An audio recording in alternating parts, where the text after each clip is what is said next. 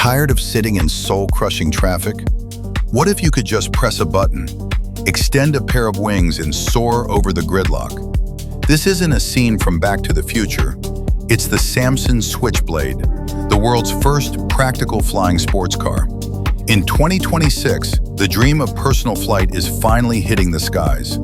Today, we are diving deep into the engineering, the cost, and the sheer audacity of a vehicle that is both a high-performance car and a private airplane. Buckle up because we're taking off.